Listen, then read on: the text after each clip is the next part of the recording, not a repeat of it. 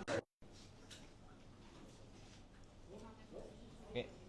Magandang tanghali po sa inyong lahat. Unang-una, nais ko pong pasalamatan ang Bayan ng Balayan sa pag-host sa atin ngayong araw na ito.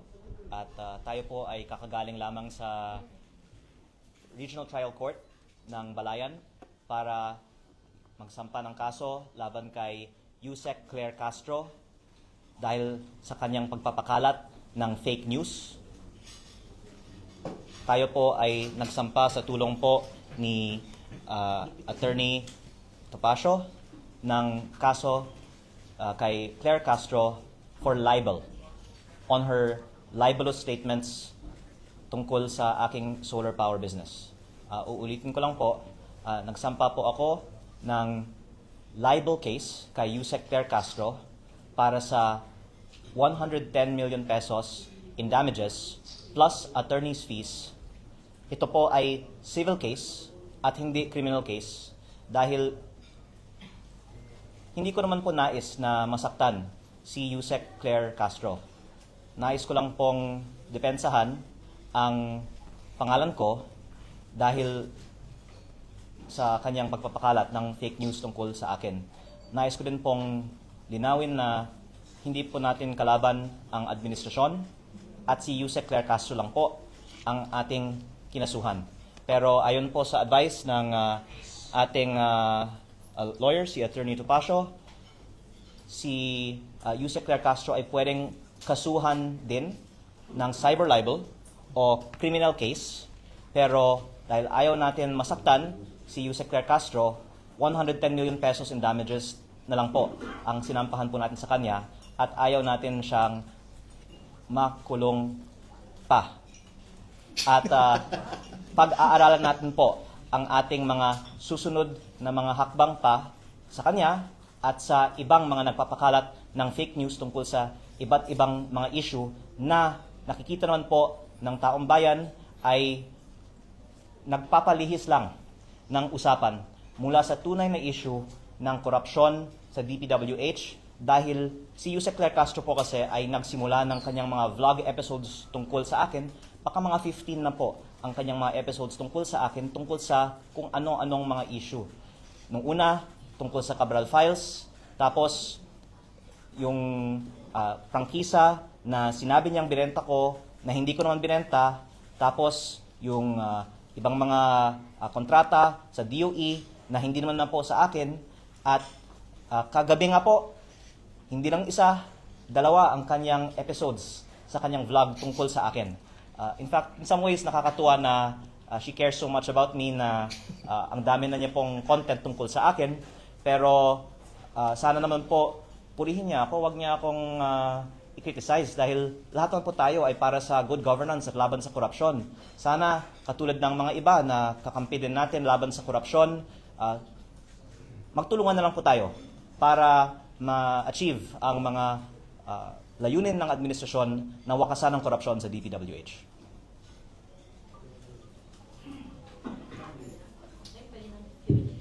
Pwede na po. Talkback. Talkback na daw sabi ng Gen Alpha eh. Okay, Congressman. Gary Pacifico po sa 102.3 FM. Ito po sa Batangas. So, ito po bang mga parang fishing expedition sa pag-uungkat ng mga issue laban sa iyo? Sa palagay mo po ba, Congressman Leandro, ito po ba ay hinggil doon sa mga expose, doon sa mga Cabral Files, like Cabral Files na iyong isiniwalat sa publiko? At saan patungo itong mga nangyayari ito? Ang taong bayan na po ang pwedeng maghusga na nung lumabas lang yung Cabral Files, doon nagsimula yung mga matitinding atake nila laban sa akin. At si Yusek Claire Castro ang pinaka-high profile na example nito dahil sa dami nga niya po ng mga vlog episodes tungkol sa akin, matapos lamang kong nabanggit na ako po ay in possession ng mga Cabral Files. At ang isang dahilan actually na hindi ko naman sinusubukan na kausapin sila pa na wag na nilang tamaan ako, ay nakikita naman ng publiko na hindi totoo ang sinasabi nila at ito po ay diversion lamang sa totoong issue. At hindi po ako ang nadidiscredit nila. dinidiscredit nila ang sarili nila. Kaya pinag-aaralan ko po ang aking mga hakbang at nakita ko actually mabuti pa na magsalita siya kasi wala nang naniniwala sa kanya. Nag-release na po ng UCC si Yusek Claire Castro and this is the exact quote.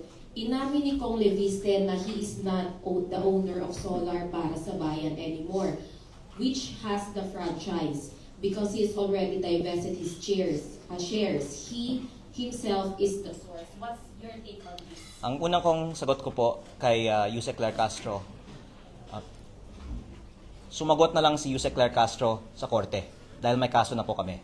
At ang direkta ko naman sagot para sa kaalaman ng publiko ay ang pahayag po kasi niya ay binenta ko ang kumpanyang may prangkisa sa Meralco kaya nagkapera ako daw dahil sa prangkisa. At hindi ko po binenta ang kumpanya na may prangkisa. Ang kumpanyang binenta ko ay ibang kumpanya na ang main asset nito ay lupa sa Nueva Ecija. In fact, pinapasalamatan ko po si Pangulong Bongbong Marcos na siya po ang naging guest of honor sa groundbreaking ng proyekto ng kumpanya na itinatag ko. Ito po ang nagpasok ng pinakamalaking foreign investment sa buong Pilipinas sa taong 2025 at sa ngayon ay nag-employ ng mahigit 10,000 ng ating mga kababayan sa Nueva Ecija. Kaya hindi din po totoo na hindi po ako nagde-deliver sa aking mga kontrata. Binenta ko po ang aking kumpanya at yung may-ari ng aking kumpanya, majority stake ngayon, ay nagpapatakbo ng aking kumpanya at matagumpay po ito kasi ito nga po ay pinupuri ng administrasyon. Baka pati si Yusek Claire Castro, pinuri na niya po ang proyekto ng kumpanya na binenta ko. Kaya, pero ang point po dito is parang naliligaw si Yusek Claire Castro sa daming mga kumpanya ko kasi yung alegasyon niya, binenta ko yung kumpanya na may prangkisa, yung binenta ko, hindi yung kumpanya na may prangkisa. Yung kumpanya may prangkisa naman, ito po ang nasabi ko ng status. Ito po ay inaprubahan sa 2019. At may dalawa pong probisyon ang prangkisa. Una, para mag-operate, kailangan ng implementing rules and regulations. Pwede pong tignan ang batas na ito mismo. At ang DOE po ang dapat maglabas nito at walang inilabas na IRR ang DOE. Pangalawa, ang franchise na nakalagay naman na kung hindi mag-ooperate for 2 years, ito po ay ipso facto revoked. Ano, attorney, ang ibig sabihin ng ipso facto revoked? By its very fact, automatically. Okay. So, tumigil po ang operation ng kumpanya sa 2022 dahil hindi pa nabigyan siya ng mga permits to operate. Kaya, within 2 years of that, maaari natin sabihin na ipso facto revoked na ang prangkisa ng kumpanyang ito. Actually, nung una kong binunyag ito, baka nagulat si Yusek Claire kasi hindi niya napag-aralan ang batas na ito. Pero ito naman po ay nasa Google. At kung ginawa lang po nila ang kanilang homework at hindi lang po pang social media content ang kanilang mga vlog, hindi na nila sanang sinabi ito at hindi na sila sana napahiya. At dagdag ko din po na ang Kongreso ay nag-aproba din ng isang general law noong 2022 din na may repealing and amendatory clause na nakasaad na ang mga legislative franchise na may kaugnayan sa batas na yon ay thereby repealed or amended. At nakalagay po sa general law na ito na ang mga kumpanya sa sektor na yon ay hindi nangangailangan ng prangkisa. Ang kinalabasan po ng batas na yon ay walang saysay, wala ng visa ang prangkisa na ibinigay sa kumpanya ko noong 2019. Kaya sa maraming mga dahilan, wala ng prangkisa ang kumpanyang ito at wala na rin naapektuhan sa bagay na ito dahil mula 2022 may bago ng batas ang Pilipinas tungkol sa sektor ng kumpanyang ito. Ayan, maraming salamat po, Congressman. We have another question.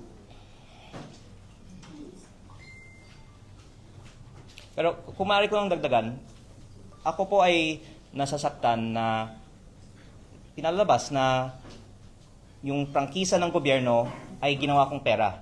Dahil kabaliktaran nga ang nangyari. Ako po ay nag-invest ng daan-daang milyon para sa initial na mga planta ng kumpanyang ito na handa ng gumawa ng kuryente para tumulong sa ating mga kababayan. Pero hindi na aprubahan ang permit to operate. Kaya out of exceeding caution at dahil nirespeto natin ang batas, tinigil namin ang operasyon, hindi na nga gumawa ng kuryente. Ang laki po ng lugi ko sa investment na yun. At ang lumalabas, sinabi nila, gumawa ako ng pera at labag ako sa batas. Kabaliktaran nga, nalugi ako dahil ako po ay nagko-comply sa batas.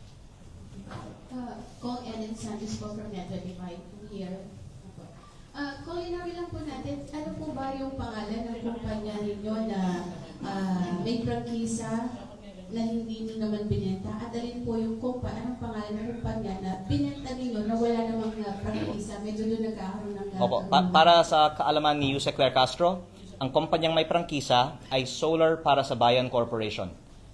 Ang kumpanyang binenta ko sa Meralco ay SP New Energy Corporation. At ang nababanggit, kung hindi pa ako nagkakamali, sa mga pahayag ng DOE, ang SP New Energy Corporation. Kaya actually, nalulungkot din ako na nasama pa sa usapan ang kumpanyang binenta ko na sa ibang kumpanya. Tahimik lang naman po sila, gumagawa sila ng trabaho para sa ating mga kababayan. Pinakamalaking foreign investment nga po ng ating bansa ay nasa kumpanyang binenta ko. At ito nga po ay pinuri ni Pangulong Bongbong Marcos sa November 2024 sa groundbreaking. Tapos dahil hindi nag-research si Yusek Claire, biglang kinontra pa niya ang pagpuri ni Pangulong Bongbong Marcos sa proyekto ng kumpanyang itinatag ko. At ang pinaka masamang consequence nito ay baka mag-isip na ang mga investor, lalo na ang mga dayuhan, na hindi naman kailangan mag-invest sa Pilipinas. Bakit pa ako mag-invest sa bansang ito kung maaari akong maging content ng vlog ng Yusek? Kaya ito po ay actually magbibigay ng chilling effect para sa mga investor sa power sector at ng mga foreign investors. Dahil ang dahilan na hindi ko po na ituloy ang ibang mga proyekto ko na wala pong akong nakuhang kahit piso mula sa gobyerno, pero hindi ko lang itinuloy ang pagpatatayo ng mga private projects ko ay dahil nga sa hirap sa pagkuha ng mga approvals ng gobyerno, at ito din po ay dahilan na may perception ang mga investor na mahirap magnegosyo sa Pilipinas dahil ang mga negosyante ay ginigipit ng gobyerno. At ang lumalabas, ayoko naman pong magkusga tungkol sa mga polisiya ng ibang mga ahensya ng gobyerno, pero napapatunayan ngayon na kung ikaw ay kahit matinong investor sa Pilipinas, ginigipit ka ng PCO Undersecretary na si Claire Castro. Kaya ang hiling ko na lang po kay Yusek Claire Castro, ang vlog niya ngayong gabi ay patungkol sa paano natin itaas ang foreign direct investment sa ating bansa at paano natin ayusin ang peso to dollar na ngayon ay almost 50 centavos to $1. Kung nabanggit mo kanina yung sa DOE, ano po, sabi ng DOE Secretary, ginughost nyo daw sila doon sa 24 billion plus na fine na ibinataw sa inyong kumpanya. Well, in fact, sa nabanggit nyo po kanina, parang kayo pa yung nalugi. Opo. At gusto ko lang pong linawin kasi baka akala ng iba, ito ay parang DPWH contract na binayaran ako tapos hindi ko tinapos. Yun po ang ibig sabihin ng ghost. Wala po akong kahit piso na natanggap mula sa gobyerno. Ito po ay parang nagtatayo ka ng subdivision o shopping center. Tapos hindi mo ituloy kasi hindi ka nakakuha ng mga permit to operate. At ang mga sinasabi din na ito ay nagresulta sa pagtaas ng presyo ng kuryente ay kabaliktaran din. Unang-una, pwede yung i-research at pwedeng talakayin sa ibang araw. Ako po ang nagtaguyod ng mas mababang mga presyo sa power industry. Kaya maraming ang mga nagalit na pinapababa ko ang presyo. Kaya ang mga may gusto ng mataas na presyo ay may gusto din na hindi matuloy ang ibang mga proyekto ko. Pero yung nagpapataas ng presyo, pag ginigipit ng gobyerno ang mga investor, kaya hindi natutuloy ang mga proyekto. Kaya kumihiling na lang ako sa mga nagsasalita na imbes na mag-atake sa akin, isip na lang tayo ng mga paraan na manghikayat ng mga investor na magtayo ng mga investment sa ating bansa. Yan. Meron po tayong susunod na katanungan. Makikiabot na lang po ng isa po munang mic. Okay po, please go ahead po. Pero lilinawin ko lang po, si Secretary Sharon Gurin din ay kaibigan ng aking ina. Kaya ang aking mga pahayag po ay directed kay Yusek Claire Castro, hindi po sa aking mga iginagalang na ibang mga kawani ng gobyerno. Sir, the Senate has sent an invitation through the Office of the Speaker for you to attend the Blue Ribbon Committee. Tingnan naman natin. Ang nais kong sagutin dyan ay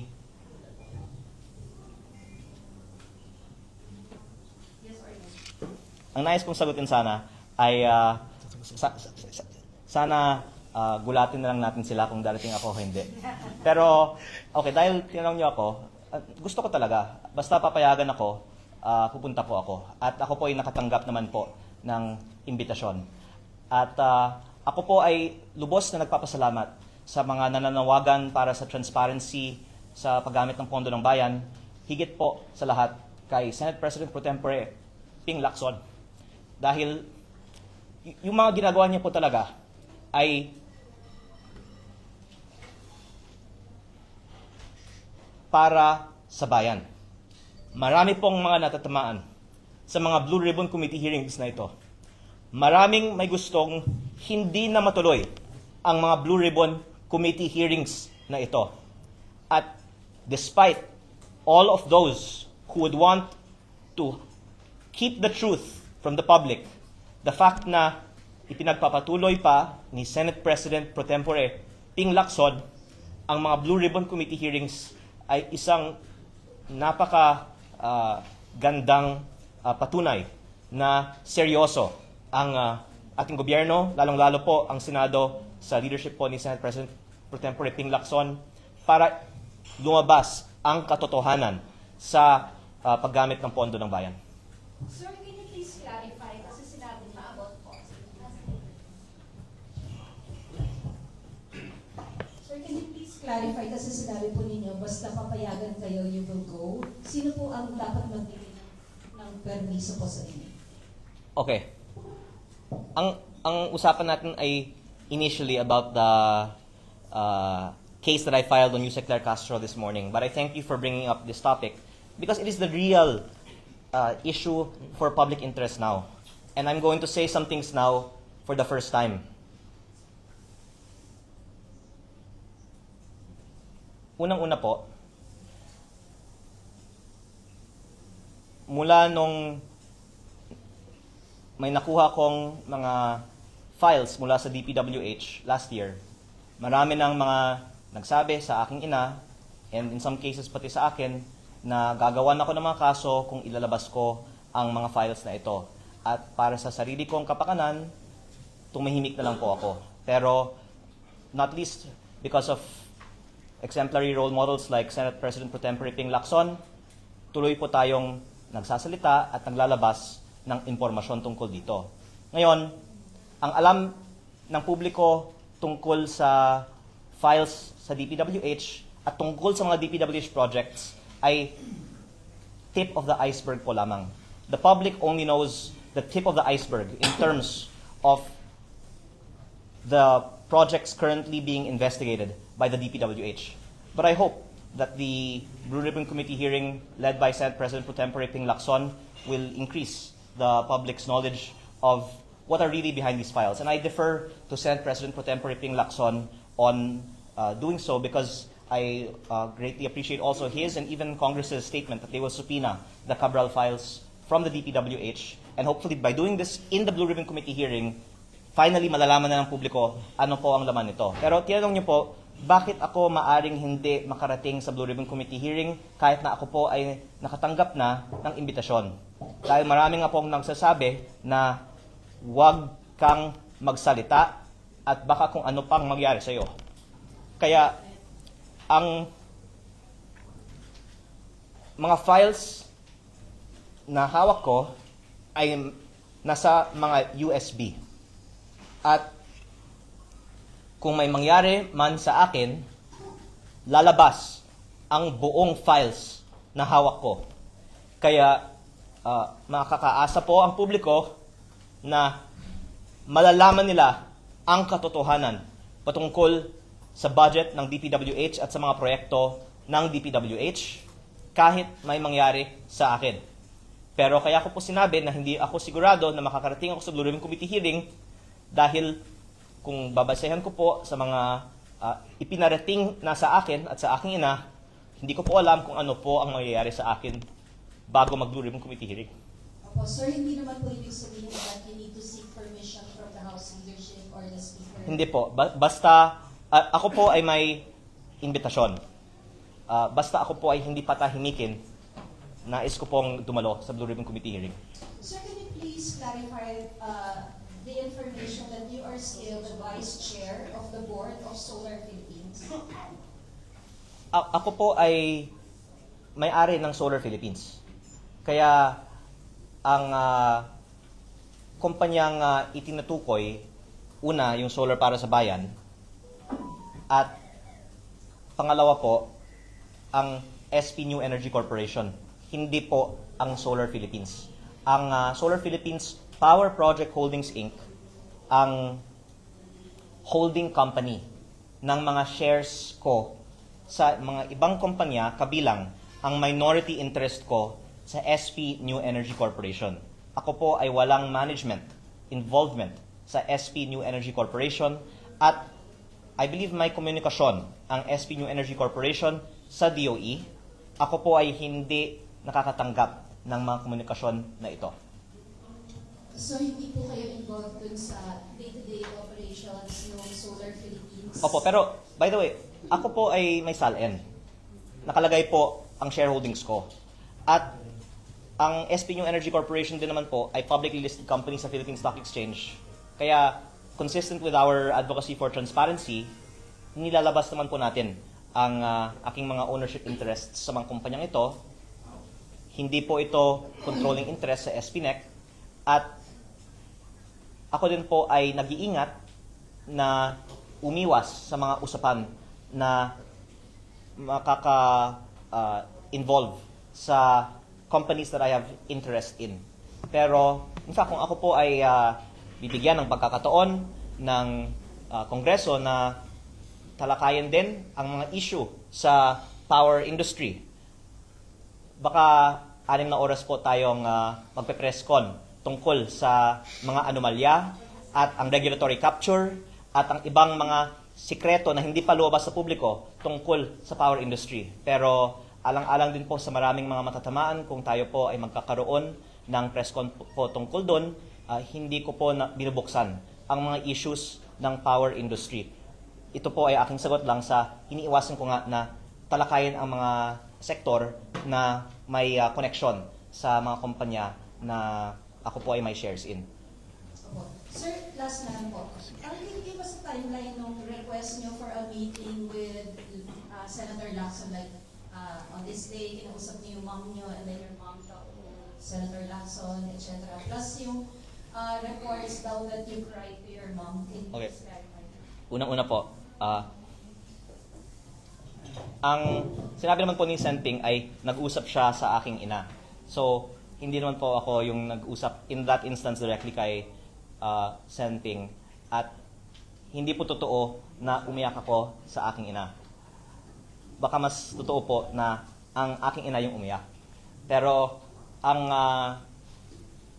sinabi naman po ni Senping sa kanyang press briefing ng isang araw ay ako po ay dumadaing sa aking ina kung bakit ako ang inaatake kung si Senping din po ay may marami naman din binubunyag. At unang-una dahil si Senping kasi naman ay very senior and highly respected member of the Senate at very well-prepared siya sa kanyang mga binubunyag. Yung unang nabanggit ni Senting ay ang karamihan ng mga miyembro ng 19th Congress ay may mga insertion. Nung nabanggit niya yun, maraming mga nagalit, pero yun ay totoo. Kaya, saludo po ako sa kanya, kahit po maraming mga natamaan, sinabi niya ang totoo. Tapos nabanggit din niya na at least 5 cabinet secretaries and even some undersecretaries have allocables. This is in the Cabral files. I am corroborating what Senator Ting Lacson has said. And yun po ang konteksto bakit sinabi ko sa aking ina, bakit ako ang inaatake pero si Senting hindi. Kasi syempre, lahat ng mga tao takot kay Senting eh.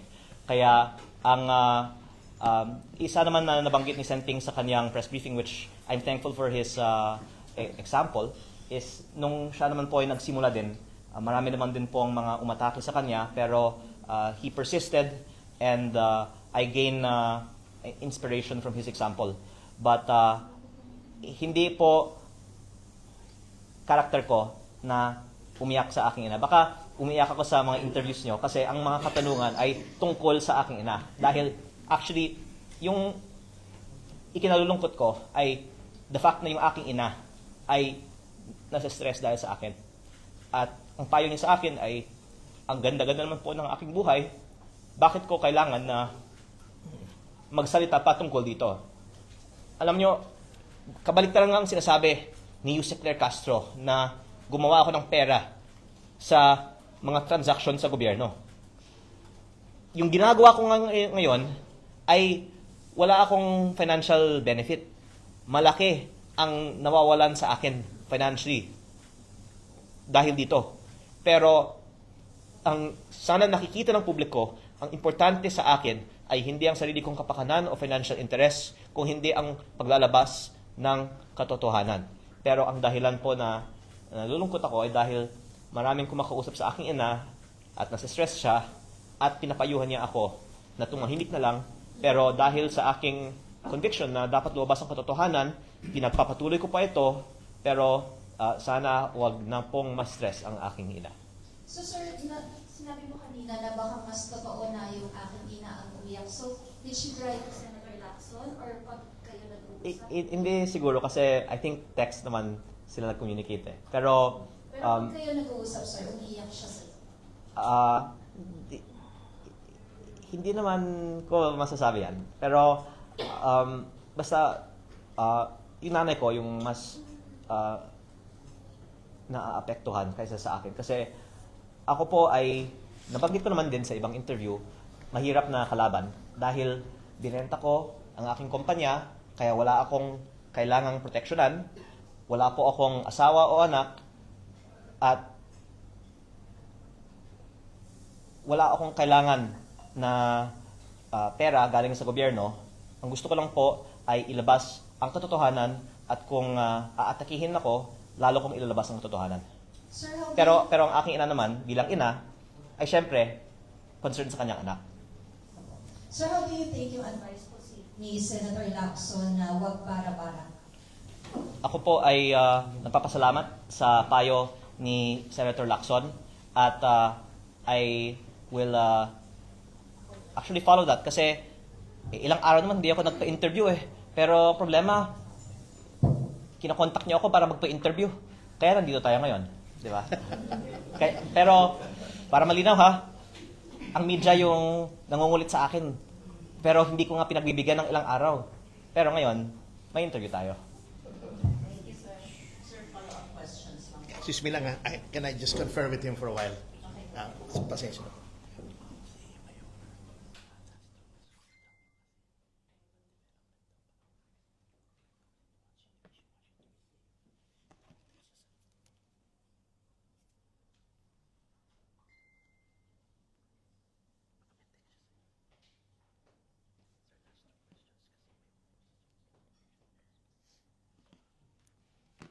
Sorry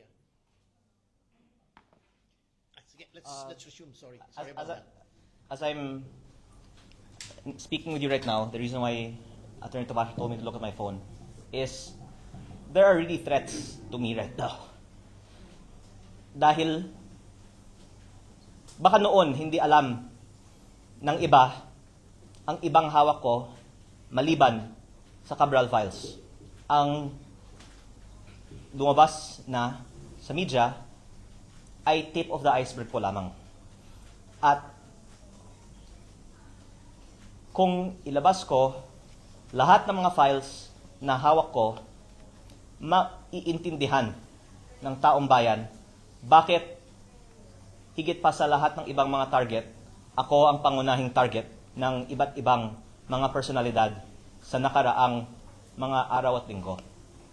At the more na inaatake ako, the more na nakikita ng taong bayan na tila may dahilan na nais ng iba na patahimikin ako, at ako naman po ay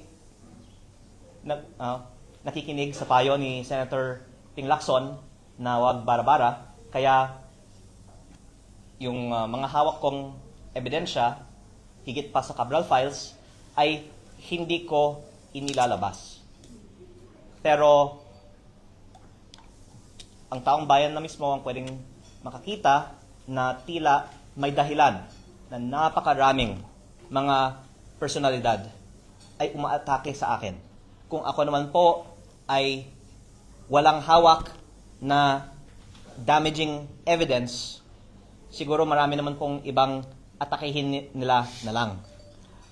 O maraming ibang mga talakayin nila na lang. Pero ang dahilan na ang daming mga umaatake sa akin ay sa kadahilanan na ang hawak kong ebidensya ay higit pa sa Cabral files, at kung ilalabas ko ito, malaki ang magiging consequences nito para sa ating bansa, at dahil sila po ay nagmamonitor sa ating press con ngayon, ako po ay sumusunod sa payo ni Senator Ping Lacson na wag bara-bara. Basta wag nyo akong patayin. Dahil kung papatayin nyo ako, lalabas ang buong katotohanan ng mga ginawa ninyo sa DPWH.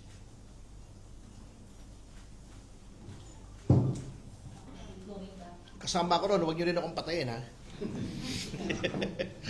Sorry, going back lang dun sa filing po ninyo today, if you can also comment on the statement of Yusek Claire, she's saying, ang source ng deal na ay pagbebenta ng company na may franchise ay galing kay Ombudsman Remulla, pero hindi niya sasampahan ng kaso ang Ombudsman dahil ininagalan niya ito at kaibigan ng nanay niya. Kakasuhan ba niya ako dahil sa hindi ako kaibigan ng nanay niya at hindi niya ako ginagalang? Can he say that the statements of the Ombudsman are basis and not maligning, while my statements sourced from the Ombudsman are not evidence? I think my words speak for itself. Iginagalang ko po si Ombudsman Boying Remulla at si DOE Secretary Sharon Garin, at totoo po na sila po ay mga kaibigan ng aking ina. That's why you're not filing cases against Well, Mas komplikado doon. Sumagot na lang si Yusek Claire Castro sa korte. Okay. Sir, you also said that Pero pwede ko pong bigyan ng pagkakataon kay Atty. Topacio na linawin din sa publiko bakit mananalo tayo sa kasong ito at si Yusek Claire Castro ay magbabayad ng damages sa kasong ito, at kung gugustuhin Explain ko na kanina. sana na sampahan siya ng criminal case, si Yusek Claire Castro ay makukulong. Pero dahil ayaw ko siyang masaktan, hindi ko siya sinampahan ngayong araw ng criminal case pa. Pero, Attorney, nothing more you want to add? Wala na kasi ano lang as I already explained, medyo komplikado yung dynamics eh. But let it be known na this is not the last. This is maybe the first, but this is not the last. Kung meron pa kami nakikita against any other person, then a-advisean po namin ang aming kliyente kung anong dapat gawin. But ito lang just to vindicate, this is more of vindication. So, katulad ng sinabi niya, ayaw niyang makulong si Yusek Claire Castro. Magbayad lang ng 110 Oo. million. Oo naman. Oo. Tapos, ito, Magpakulong na lang yun. Dagdag ko to. Yung 110 million pesos na babayaran ni Yusek Claire Castro sa akin ay ibibigay ko sa mga biktima ng mga substandard proyekto ng flood control. okay. Kaya, umaasa ako, wag nang magsinungaling si Yusek Claire Castro, aminin na lang niya ang katotohanan magbayad siya ng multa ng 110 million pesos at ipamamahagi ko po ito sa mga biktima ng mga substandard flood control projects. Sir, also you said, kasi nga, iba yung kumpanya na ibinenta ninyo, hindi ito yung may prangkisa. Ano po yung nangyari dun sa kumpanya na may prangkisa? Kayo po ba ay nananatiling owner po ng Solar Para sa Bayan as we speak? Ano na po ang status nitong Solar Para sa Bayan na may prangkisa from Congress? The essential point po is, for various reasons, wala nang prangkisa ang Solar Para sa Bayan. Unang-una, nabanggit ko po kanina, para malinaw po, nakalagay sa prangkisa 2 probisyon. Una, within 2 years, kung walang operasyon, ito po ay ipso facto revoked. Automatic po.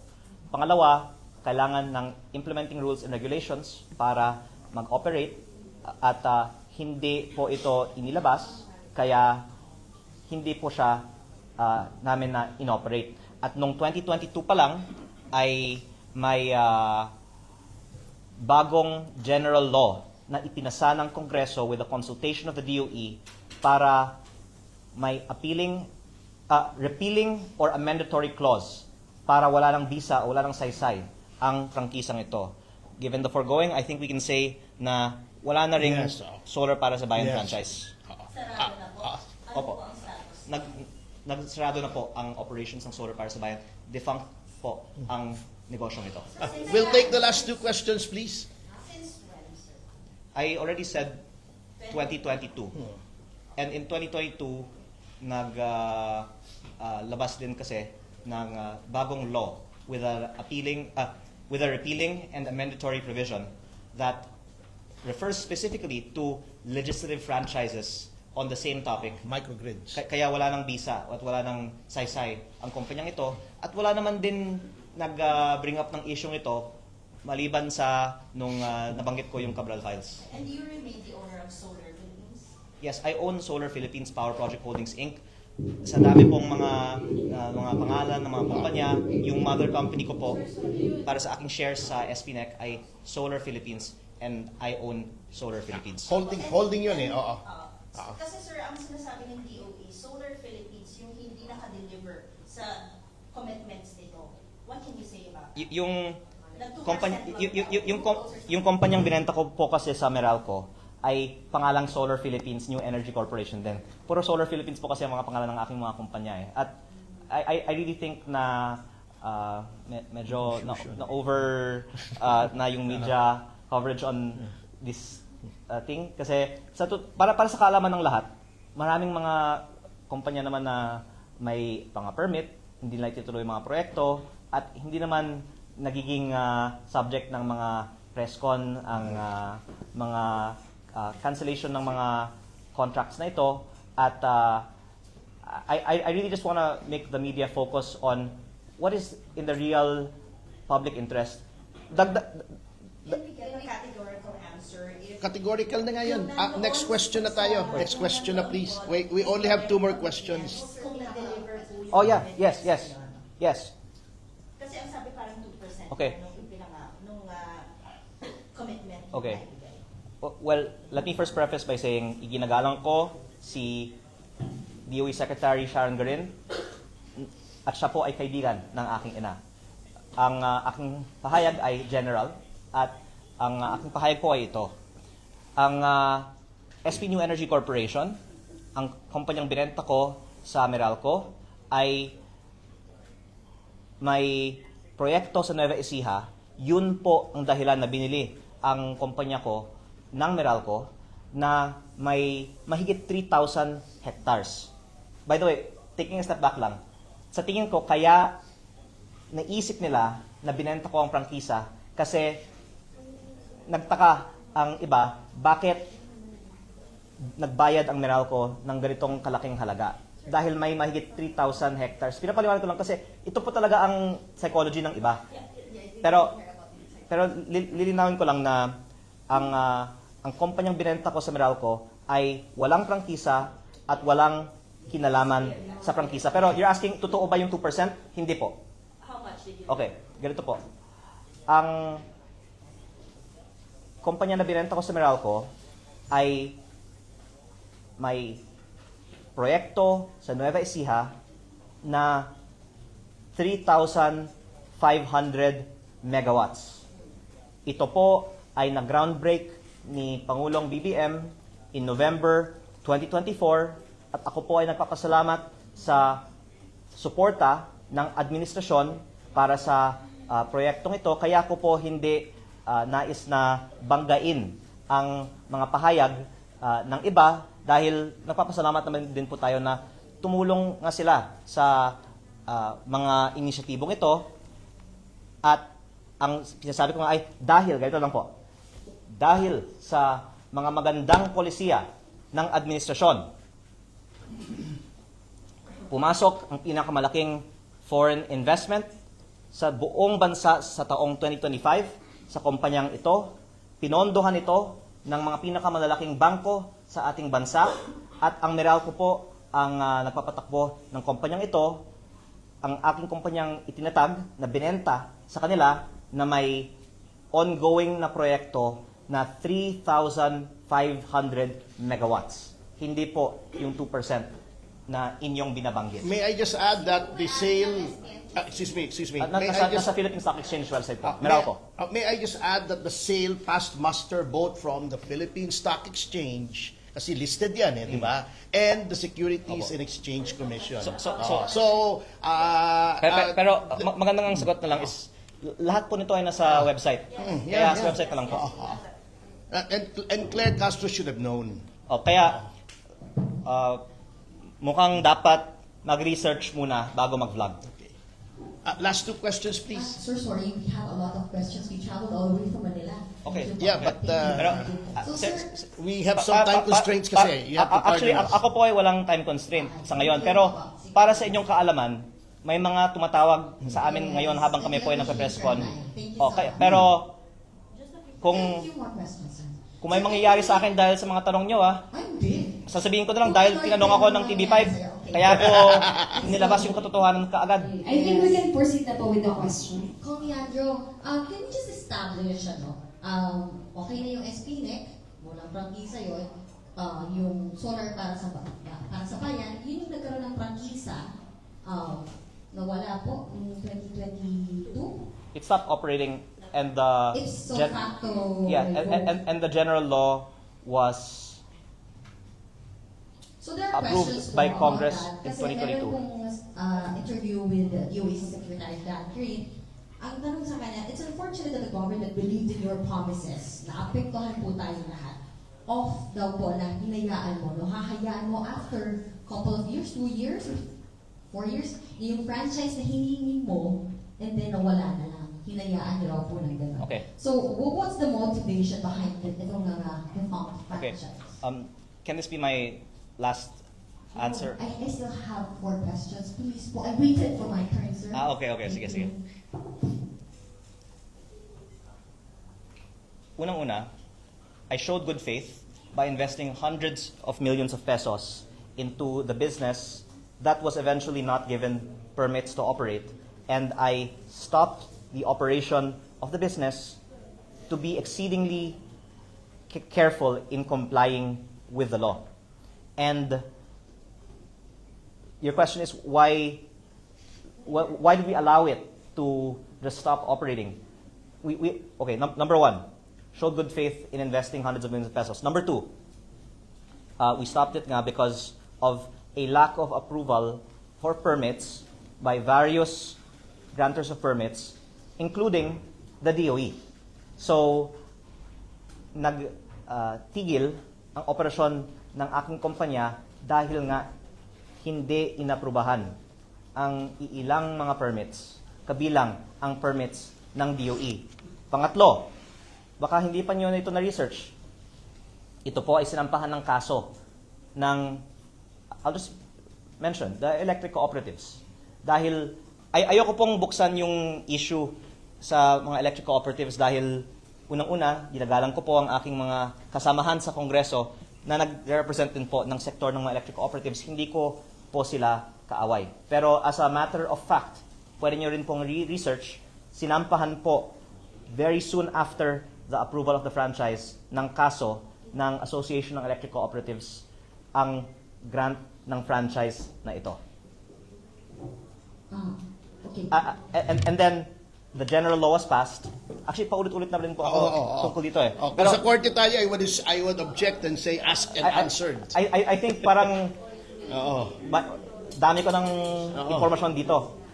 In other words, Sir, yung GIS nyo, meron kayo dito, November 2024, Yes. may meeting Okay. pa ang solar para sa bayan. So, ano nangyari talaga? May meeting. oh. The company stopped operating already. You have, wait, excuse me, from a legal standpoint, you have to distinguish between operation and existence and the franchise. Wait, but okay. I'll just repeat, okay? Because your first, sorry, did I answer your last question already? Sige, can I move? Kasi I think you have very limited time. I need to know po, can you like give us direct answers yung mga kontrata na ng government contracts doon po sa mga hawak ninyo, Solar Philippines, Solar para sa bayan. Yes. Actually, we're already giving you a lot of leeway. Yeah, This yeah. press con is not supposed to be about But this. I'll answer. I know. But first, So we mabait lang si understand Kong. both But- sides, yes. ano po, but we should respect also Yes. Attorney Yeah. Tupasha and Congressman. No, but first, can I get you to acknowledge your previous questions have already been answered? Yes, So I just wanted understood by everyone. Unang-una, nag-invest po ako ng daan-daang milyon, tapos hindi po binigyan ng approval ng iba't ibang mga ahensya, kaya tumigil ang operasyon, tapos sinampahan ng kaso ng iba para wag ituloy ang prangkisa, tapos nagbigay ng bagong general law, tapos dahil dito na ipso facto revoke ang franchise. Ngayon, sa inyong susunod na tanong, ang komunikasyon tungkol sa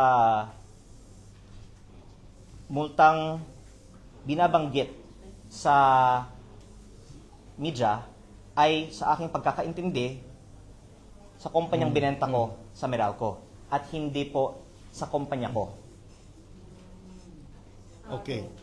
We have to understand that a company, a corporation has a separate juridical entity from the person. Not only that, but my answer is I sold the company to Meralco. Yeah. Yung kumpanya na may binabanggit na multa. Solar Philippines. 28 Espinec. from Solar Philippines. Espinec. Yung kumpanyang Ang nabanggit ko na po sa aking exclusive interviews with DZBB and GMA na ako po ay may multa na ako po ay may natanggap na komunikasyon tungkol sa mga mas maliliit na multa. Kaya totoo po na may ibang mga nakansilang mga kontrata patungkol sa mga mas maliliit na multa sa halaga ng tens of millions of pesos. Pero yung binabanggit sa media na alleged 24B ay actually something that I am not fully informed about kasi kung hindi po ako nagkakamali, yun po ay komunikasyon sa kumpanyang binenta ko dahil hindi po yun multa sa akin. Certainly, you have shares po. Nabagin nyo may shares kayo. You're not directly involved. Shares where? It's okay, I understand. Shares na Solar Philippines and Espinec. Under the 1987 Constitution, Article 6, Section 14, no senator or member of the House of Representatives may be directly or indirectly be interested financially in any contract with or in any franchise or special privilege granted by the government or any subdivision agency or instrumentality thereof, including any government-owned, blah, blah, blah, blah, blah.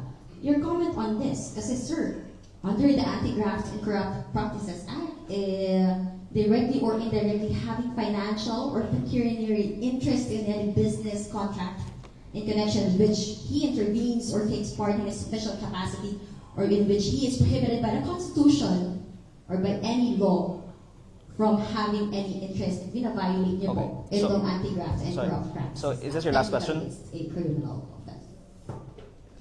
And so the question, Your comment Sorry, on that. is this your last question? Yes, Who said that? question. Is that you saying No, that? no, or wait, who wait, else? wait. No, Sorry, I'm let saying me answer. No, sorry. I'm citing for the... Sorry. She's citing po ang Sorry, article. can I have the floor, please? Is this your last question? No, I can Yeah, I'm aware of that. Wait, give me your last question, and then I'll answer all your questions together. Last Yeah. question. So question is, Oh, sorry, clearly sorry. you have I shared understand. football, and then Can you give your me- comment on this particular. And then, can you give me your last question? After that, I'll then answer both at the same time. So- Do you think that you violated? No. Wait. I'm gonna answer. Okay, Okay, but can you tell me your last question? So that Last question na yun. Depends on your answer. Last question na yun. We cannot, Okay. pwedeng Okay. tuloy-tuloy naman tayo. sorry. I already announced that. Oh, sorry. Let me answer. Let me My answer. question after, yes. Yeah. I read the part of the Constitution. Did you violate po ito 1987 Constitution Article 6, Section 14? Thank you, sir. Okay. Ako po ay obviously well advised and informed ng mga abogado. Kaya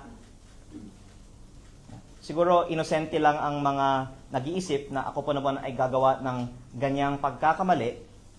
Akala nila wala akong abogado. Malinaw po sa batas na walang paglabag ang ownership ng financial interest ko sa Solar Philippines Power Project Holdings na may interest nga sa mga DOE service contracts. At please allow me to finish. Nabanggit ko po kanina na ako po ay una nag-disclose ng aking ownership sa aking SALN, hindi nagpa-participate sa mga diskusyon tungkol sa energy sector o franchises, at ang policies na ito ay malinaw po sa Kongreso dahil karamihan po ng Kongreso ay may ownership sa mga kumpanya na may ganito ding klaseng mga kaugnayan sa gobyerno. Kasi napaka-lawak po ng sakop kung ang inyong interpretasyon ay ang ownership ng mga shares sa kumpanya na may dealings with gobyerno ay ipinagbabawal.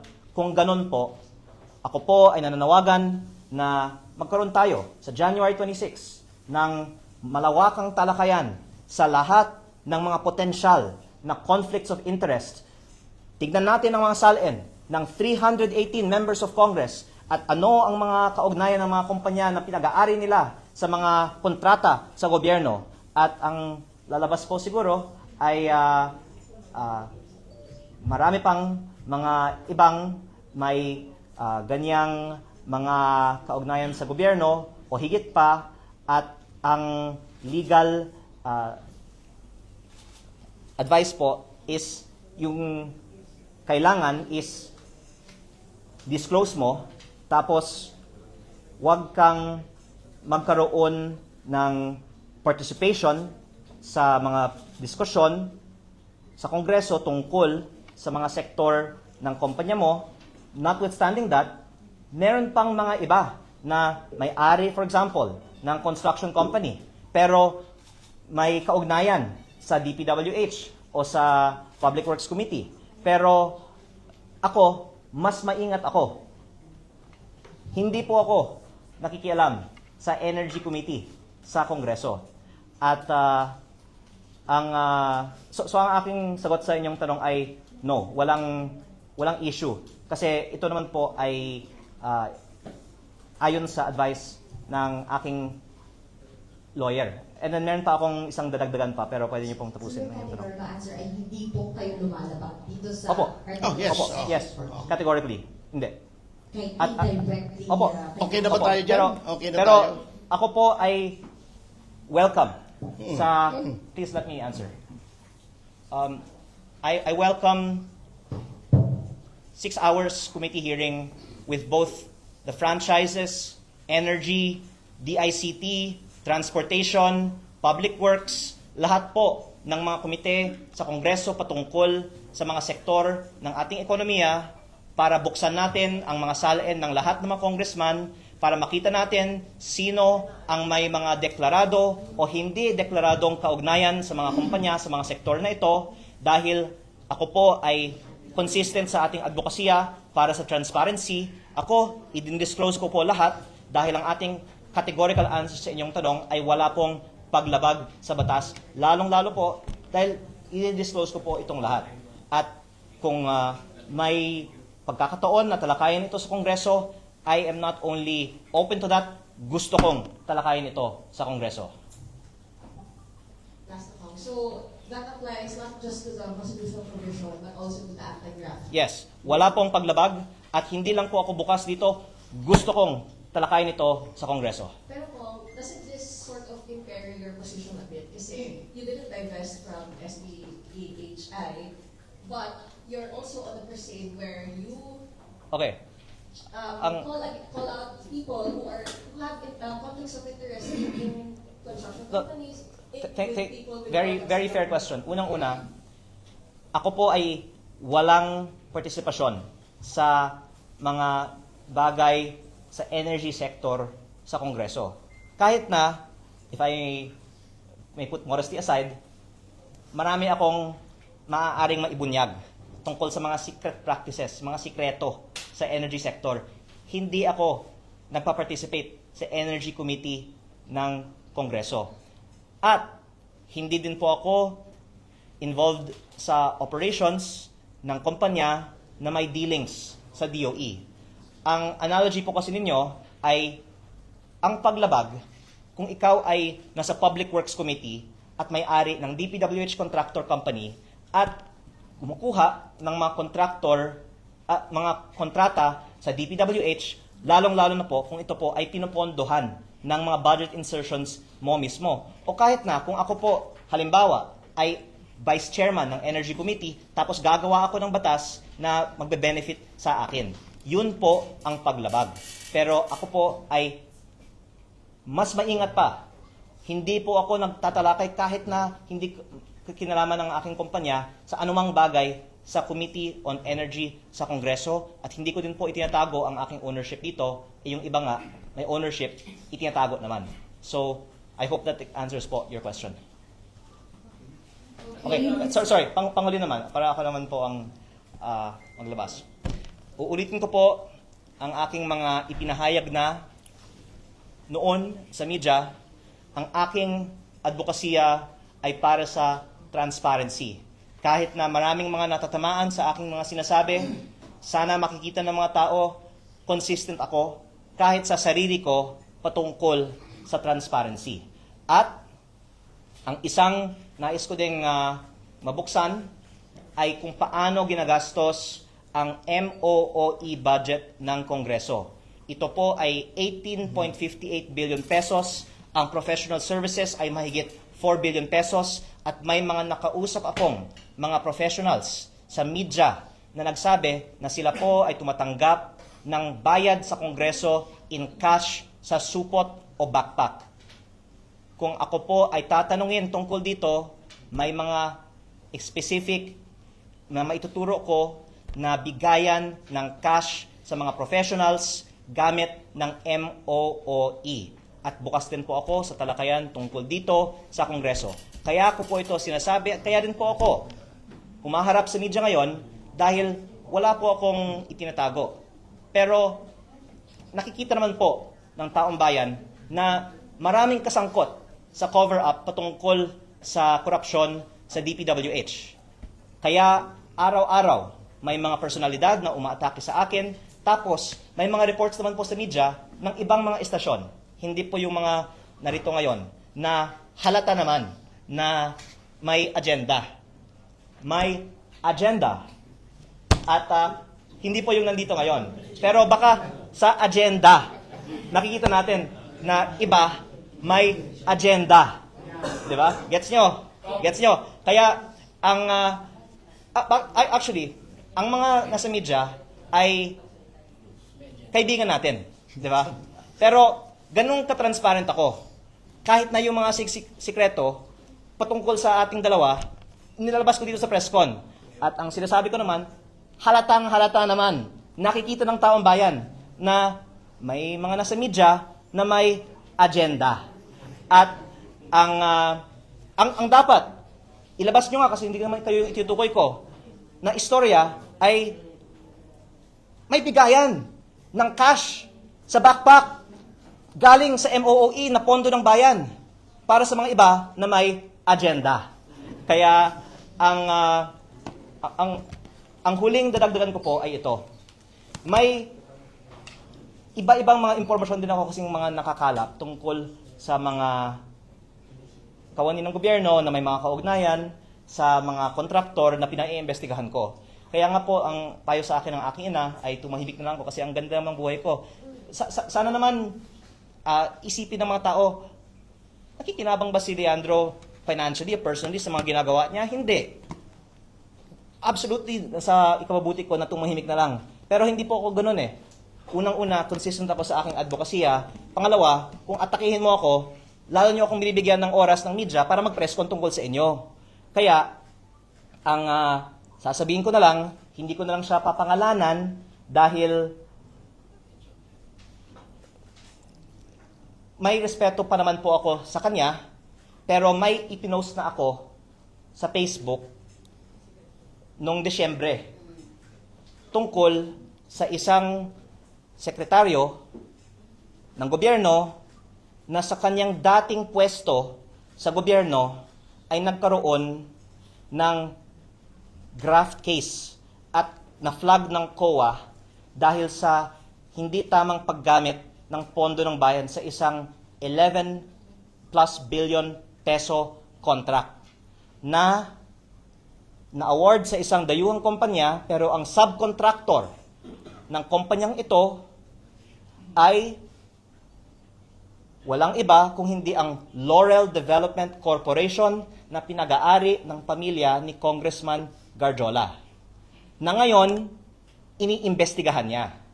Kaya, lilinawin ko lang po, hindi ko po siya papangalanan dahil nakalipas naman na po ang istorya na to at may respeto po ako para sa kanya. Pero, nasa Facebook ko po na may COA audit flag at graft case tungkol dito sa kontrata na ibinigay sa isang dayuhang kumpanya. Ang subcon ay Laurel Development na pinag-aari ng pamilya ni Congressman Garjola para sa flood control river park ng 11 plus billion peso contract na ito. Bakit ko itong sinasabi? Dahil, alam nyo, may mga nagbubulong-bulungan sa akin. Sino yung gumagalaw, ganito. Yung mga malapit kay Congressman Garjola ay kabilang sa mga gumagalaw. Kaya, nais ko din pong iparating ito sa administrasyon. Hindi ko po kaaway ang administrasyon. Pero dahil inaatake ako ng iilang mga kawani ng gobyerno, napipilitan akong sumagot at maglabas din ng mga impormasyon tulad nito. Pero dahil in the last few days naman, hindi naman po ako masyadong inatake ng individual na to, hindi ko siya pinapangalanan ngayon. Pero may resibo naman po tayo tungkol sa kaugnayan ng mga kawani ng gobyerno kay Congressman Garjola na sila po ay ngayon bubulong-bulungan sa mga miyembro ng media na may agenda na maglabas ng impormasyon na halatang hindi totoo tungkol sa akin. Pag-isa ko lang po. Kayo po ay taga Batangas. Ayoko na po kayong paluhain o paiyakin dahil may mga bashers and mga supporters po buong Pilipinas sa inyo. Ang example po ng inyong pinaglalaban ay way back history ni General Malbang na bayani ng Batangas. Sinabi niyo po kanina, by the way, I'm Darcy Bigalicia ng rapper po, screener ng Southern Tagalog. Sinabi niyo po kanina na kapag kayo pinatay, lalabas yung mga files na nakatago sa inyo. Paano po kung hindi kayo patayin? And i-rarap ko na lang po para mabilis. At pangalawa, ilang death threats po ang natatanggap ninyo sa araw-araw? Pangatlo, magbigay nga po kayo ng isang death threat na tinatanggap nyo. Example. And pang-apat, kung hindi nyo po medyo ayaw saktan si Yusek Claire Castro, bakit po 110 million, hindi 500 million or 1 billion? Thank you. Okay. Maaaring last question na to. Opo. don't receive most of the threats directly. Nabanggit ko naman na po noon na yung nanay ko yung kinakausap dahil kung tatawagin nila ako, papangalanan ko sila. At ang karamihan ng mga threats ay tungkol sa mga kaso, hindi naman papatayin ako. Pero ang pinapahiwatig ay, sasabihin ko lang, ang buong gobyerno daw ay aatake sa akin kung ako po ay magsasalita. At hindi daw ko alam kung ano po ang gagawin nila, hindi lang necessarily kaso, basta buong gobyerno daw ang aatake sa akin kung ako po ay magsasalita at kung ilalabas ko ang mga files na ito. Ang files na ito ay nasa mga USB at kung may mangyari sa akin, lalabas ang buong files. At ako po ay tulad po ng nabanggit ninyo, tayo po ay nasa Batangas ngayon at ito po ang probinsya ng mga magigiting at mga matatapang. At lalo tayong lalaban para sa transparency pag pinapatahimik po tayo. Pero ginagalang ko din po ang payo ni Senator Ping Lacson na siya naman po ay Kabitenyo at matatapang din po ang maraming mga Kabitenyo at dapat po wag bara-bara. Kaya hahayaan ko po sa Blue Ribbon Committee hearing na pinamumunuan ni Senator Ping Lacson na talakayin ang mga bagay na ito. Kaya wag pong mag-alala ang mga may masamang balak po sa akin. Hindi ko biglang ilalabas ang ayaw niyong ilabas ko. Hahayaan ko po sa wise and experienced leadership ni Senator Ping Lacson ang paglalabas ng impormasyon sa Blue Ribbon Committee hearing. At si Senator Ping Lacson naman po ay may copy din ng files. Ang ibang mga may agenda din ay may copy din po ng files. At lalabas naman din po, kahit hindi po galing sa akin, meron din po si DPWH and Ombudsman, of course, ang files na ito. At yun po ang importante sa publiko. Pero lastly, just to bring back to the main purpose of our press con today, final note.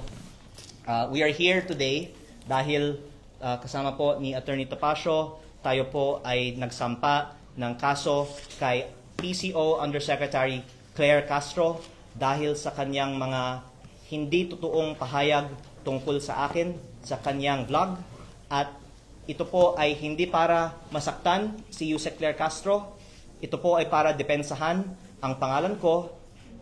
Pwede namin sanang kasuhan si Yusek Claire Castro ng kriminal, pero ako po ay may awa naman at hindi natin pa siya kinakasuhan ng kriminal. Hindi natin gustong makulong siya pa. Pero ang isang layunin natin ay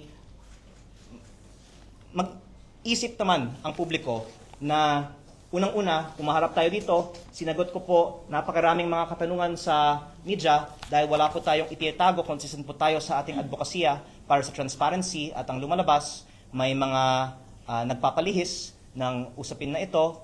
Pero ang pakay po natin dito ngayon ay ipakita na tayo po ay para sa transparency. Kinasuhan natin si Yusek Claire Castro dahil hindi totoo ang kanyang mga pahayag at sana pagkatapos nito magkaroon naman ng mas produktibong talakayan siya sa kanyang mga vlogs tungkol sa mga magagandang gawain naman ng administrasyong ni PBBM laban sa korupsyon at magtulungan na lang po tayo para linisin ang DPWH. Maraming salamat po sa inyong Thank lahat. you.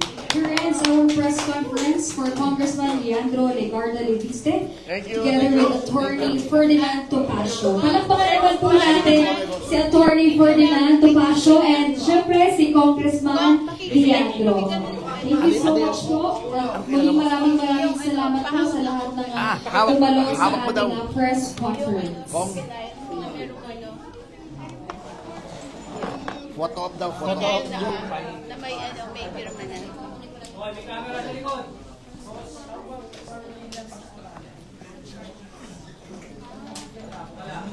Ilang pages? Uy, lakad na lang. 19 yung Okay, 19